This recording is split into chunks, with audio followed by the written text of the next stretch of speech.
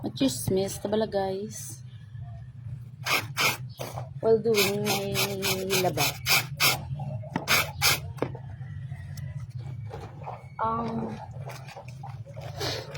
About bala sometimes sa mga between children and parents. But I'm not judging sa mga may co-parents. The way they parenting their child, the kids.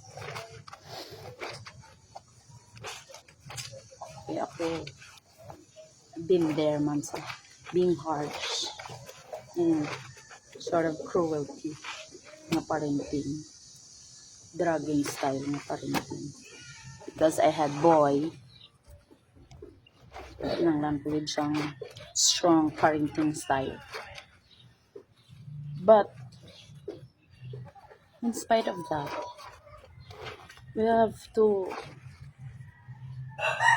make them feel na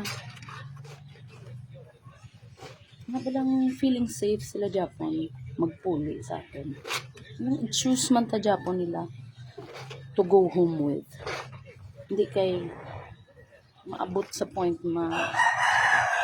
think sila to make layas nila. Why? Number one, maybe they feel so suffocating. Suffocated? Suffocate sila? Nga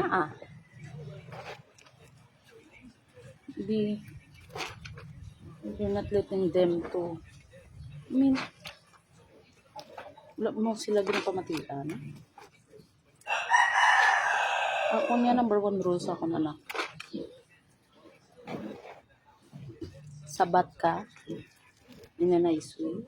Pero kinanglan ang pagsabat mo sa akong panindugan mo. Insakto ka. Because I want to know his side also. Pero panindugan ko yung Japan ng pagka-parent ko.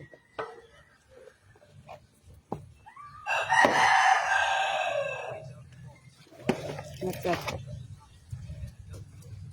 Pagkatapos kay ginikanin ka. Kasi been there been there sa part na heard me.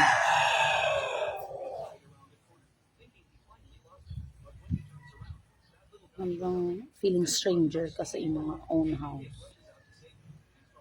Feeling humiliated ka. Okay.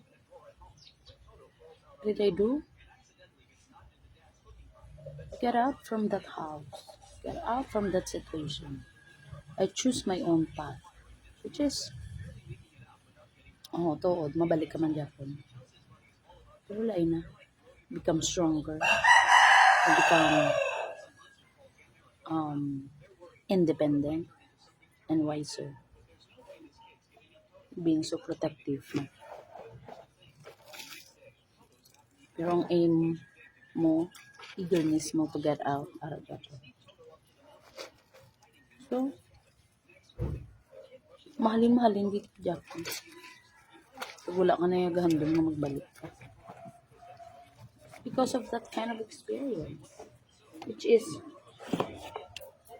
kita ng mga parents, our responsibility, number one responsibility, to not make our child safe, to make our child comfortable to go home with us, to go home sa atong balay. To let them feel, to make them feel, kita yung ngara sila, kita yung kinanglan nila, kita yung mabangon sila, not anyone else. Not someone else out there. Hindi mo man kaano-ano, hindi mo sure. Kinanglan pa nila magkadto sa iban. Hindi pa man lang sa imong house. Solve na sila.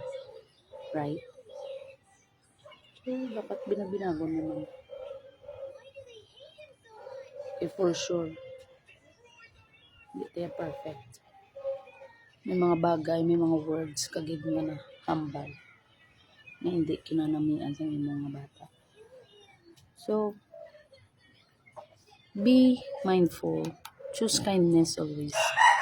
Kung pwede pa lang, choose kind words. Ako ga-struggle ko but I'm doing my best. Lalo na kung sa time ng init na init ko. Bye guys. Have a blessed morning. Love ya.